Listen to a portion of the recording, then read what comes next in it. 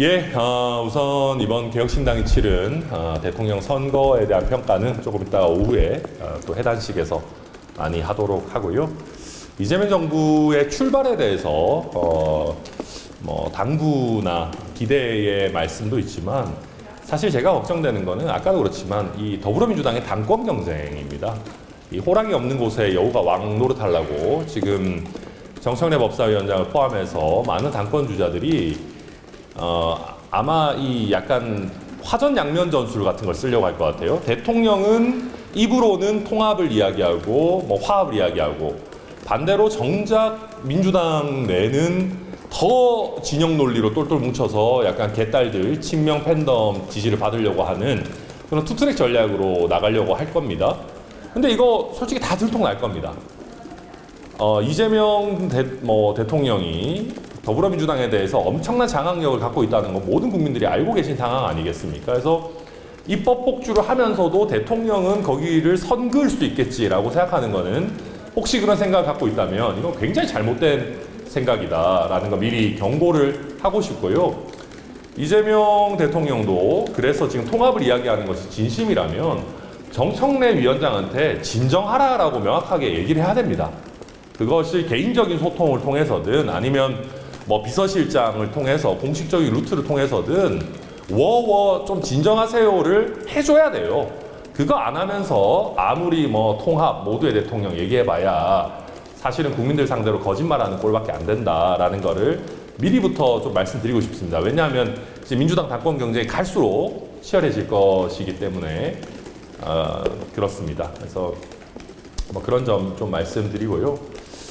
그리고 아까 뭐 인사원에 대해서도 얘기를 좀 드렸는데 가장 중요한 국무총리를 사실은 자기 사람으로 굉장히 진영 논리에 충실한 인물로 해버려가지고 앞으로 얼마나 통합형, 탕평 인사가 나올지는 잘 모르겠습니다. 그러나 지금부터라도 좀 적절하게 좀 했으면 좋겠다라는 생각하고 특히 지금 외교의 영역에서 생각보다 여러 도전들이 벌써부터 나오는 거 아니냐라는 평가들이 있습니다.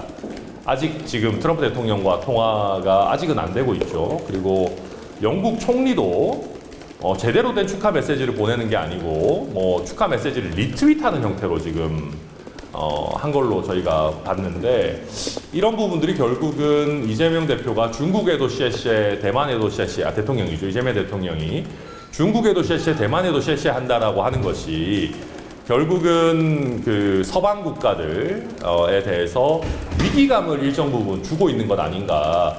그렇다라고 한다면 외교부 장관 같은 경우에는 최소한 굉장히 미국과 어떤 서방 세계와 소통이 아주 좋은 좀 덜 이재명 대통령스러운 덜 민주당스러운 인물을 발탁할 필요가 있지 않겠나.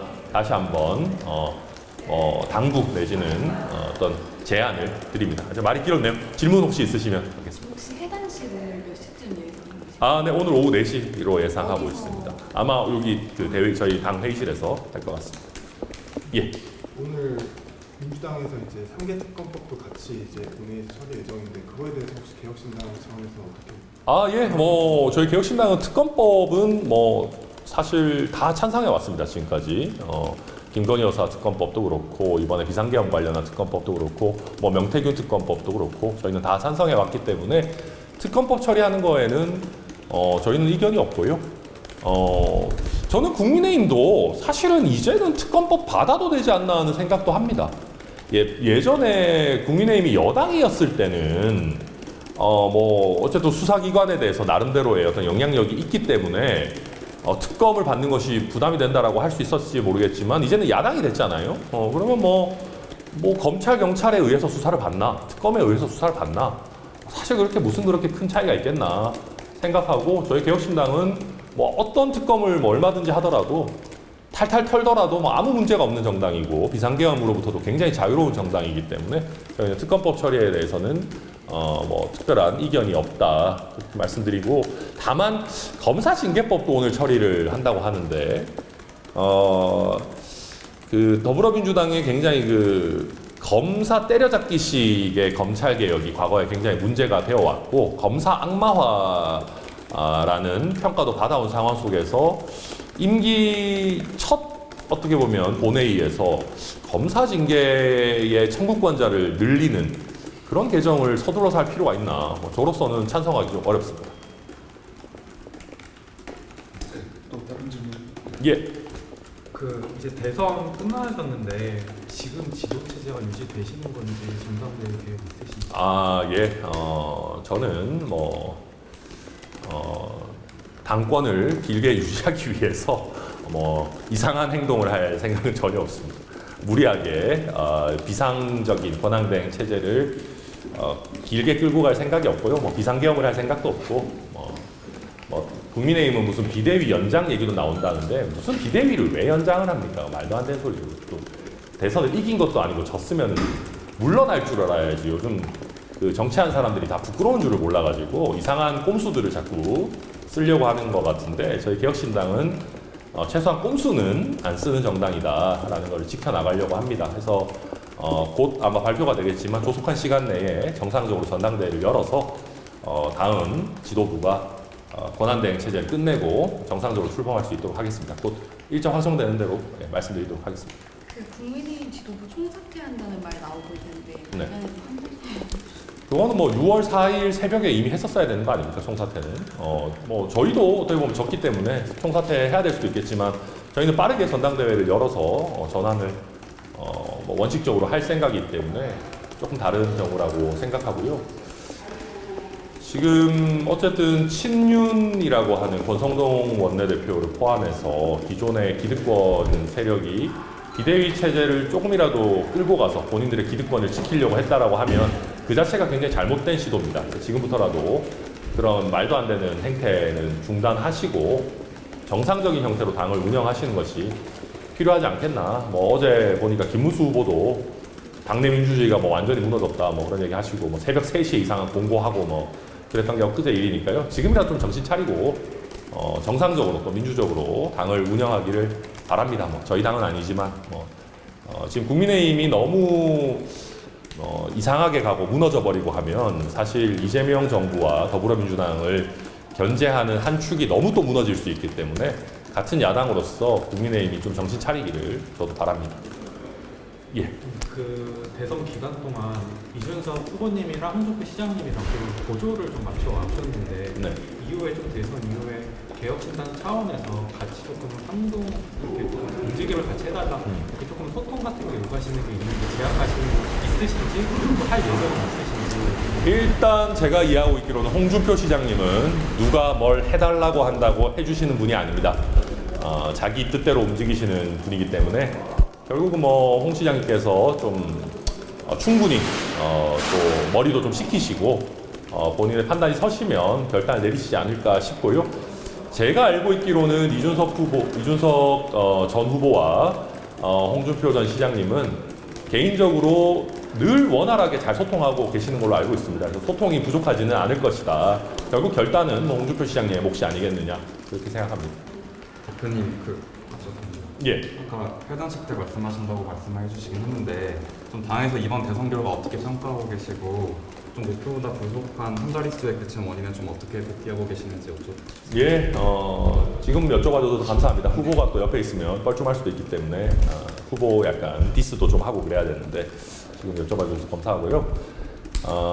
우선 너무 상투적인 표현일지 모르겠지만 졌지만 잘 싸웠다 라고 평가하고 싶습니다. 만약에 2-3달 전에 누군가가 저한테 와서 개혁신당이 이번 대통령 선거에서 8%를 넘는 300만 표에 가까운 득표를 할 거라고 예상을 했다면 저는 그 정도만 해도 소원이 없겠다라고 얘기를 했을 겁니다. 저희가 대선을 치르면서 목표도 굉장히 높게 잡고 또 중간에 아주 좋은 흐름들이 이준석 후보가 잘해줘서 있었기 때문에 아쉬운 마음이 드는 것도 사실이지만 개혁신당의 객관적인 당세 또 부족한 조직과 특히 자금력을 생각해 보면 충분히 졌지만 잘 싸웠다라고 평가할 수 있다고 생각합니다. 무엇보다도 의원 숫자 대비 득표율은 저희가 1등 아니겠어요?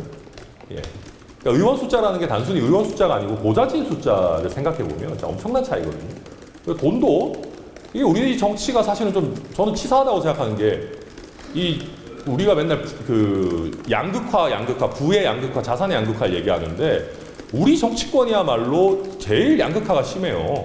큰 정당들에는 몇백억씩 뭐 200억 이상 뭐 이렇게 보조금 나오고 저희는 15억 정도 받아가지고 전국에 유세차가 한 5대 정도밖에 없는 상황 속에서 치러냈거든요. 그러니까 그런 면에서 저는 적은 당세에서 이준석 후보가 개인기로 굉장히 큰 상승세 그리고 당세 확장을 이뤄냈다. 그렇게 평가하고 열심히 해준 이준석 후보에게 다시 한번 고맙다라는 말씀 드리고 싶고요. 다만 아쉬운 점은 말씀하신 것처럼 3차 TV 토론에서 저희가 이준석 후보의 발언 수위 조절도 조금 아쉬운 점이었지만 돌이켜서 보면 1차, 2차 TV 토론에서 어떤 매서운 공격력이나 명확한 어떤 지적들을 잘 해냈기 때문에 3차 TV 토론은 조금 더 여유 있게, 조금 더 포지티브하게 갔으면 어땠을까 하는 아쉬움이 있고요. 그런 점은 3차 TV 토론의 방향성을 제대로 설정하지 못한 선대위원장이 저에게 책임 있다라고 생각합니다.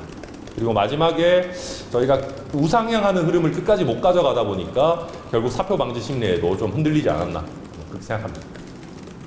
네. 예, 이 정도 하실까? 아니 예. 사실 3차 TV 토론 발언 얘기해 주셔가지고 네. 말씀드렸는데 3차 TV 토론 발언 자체도 좀 많이 직선 기간 동안 이야기가 됐지만 그 이후에 이제 이준석 후보가 증언 얘기 거기에 대해서 이제 말하면서 했던 부분들이 약간 좀 심심한 사과 이런 식으로는 표현했지만 제대로 된 사과 같은 것들이 없었던 부분들도 좀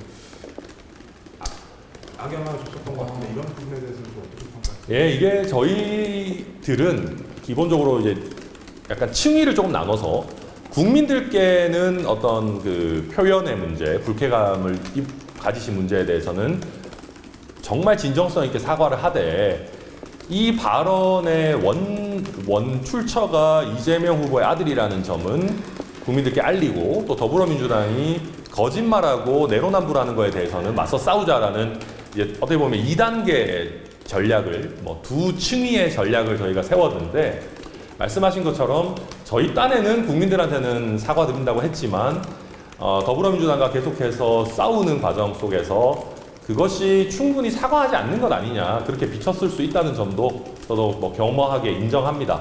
다만 당시로서는 저희가 이 발언의 원본이 이재명 후보의 아들 발언이라는 것을 국민들에게 안 알리면 이준석 후보가 더 이상해지는 그런 상황이었기 때문에 적극적으로 그런 진실은 좀 국민들께 알릴 수밖에 없었다. 그 점도 함께 좀 살펴봐 주셨으면 감사하겠습니다. 대표님 하나만 예. 여쭤보고 싶은데 개혁신당이 앞으로 독자 세력으로서 좀 존재감을 유지하려면 좀 국민의힘과 차별화하는 야당으로서의 모습을 보여야 될 것 같은데 그 관련해서 보관이 있으신지 여쭤보고 싶습니다. 일단 그 국민의힘과 차별화하는 거는 굉장히 예측 불가능한 영역입니다. 왜냐하면 국민의힘이 어떤 초식을 쓸지 예상이 잘 되지 않기 때문에 갑자기 새벽 3시에 후보 교체한다 이런 초식은 저희로서는 사실 그런 것뿐만 아니라 너무 이상한 초식들이 많잖아요. 윤석열 전 대통령이 앞으로도 어떻게 또 활약하실지 정광훈 목사나 부정선거 음모론 이런 것들과 과연 단절할 수 있을지 알 수 없는 부분들이 너무 많습니다. 그래서 국민의힘은 국민의힘대로 하고 저희 개혁신당은 이번 대선에서 저희가 보여드렸던 것처럼 특히 국민의힘과 차별화되는 것은 조금 젊은 세대와 미래 세대들이 공감할 수 있는 아젠다들을 지속적으로 저희가 말씀드리고 결국 젊은 세대라고 하지만 그것이 대한민국의 미래를 지속하게 가능하게 하는 아젠다거든요. 국민연금 포함해서 지금 이재명 정부에서 아마도 인기 관리도 할 겸 내수도 안 좋다라는 그 얘기하면서 계속해서 일회성 돈 뿌리기 정책 같은 것들을 시도하지 않겠는가 그렇게 예상이 되는데 그런 면에서 저희가 이 젊은 세대들 또 미래 세대들과 공감하면서 이재명 정부의 그런 무책임한 지속 불가능한 어떤 지출, 돈 뿌리기 같은 걸 잘 막아낸다면 저는 두각을 나타내는 야당이 되고 또 당세도 살아나지 않을까 생각하고요. 또 그 이상으로 이번에 저희가 과학기술이나 여러 가지 미래 산업에 대한 얘기들도 많이 했었는데 이것들도 저희가 조금 더 구체화하고 잘 체계화해서 국민들께 선보여야 되겠다.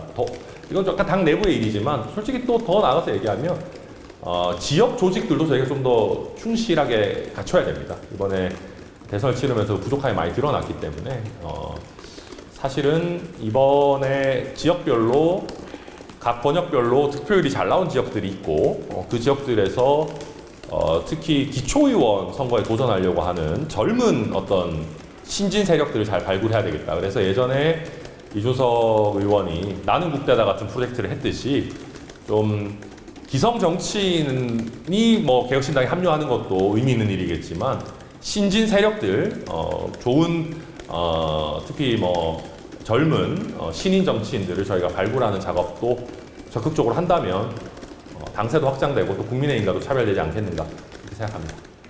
예, 오늘 뭐 너무 많이 했네요. 취임 첫 최고위라서 다들 고생하셨습니다. 이 정도 하면 되겠죠? 예, 감사합니다.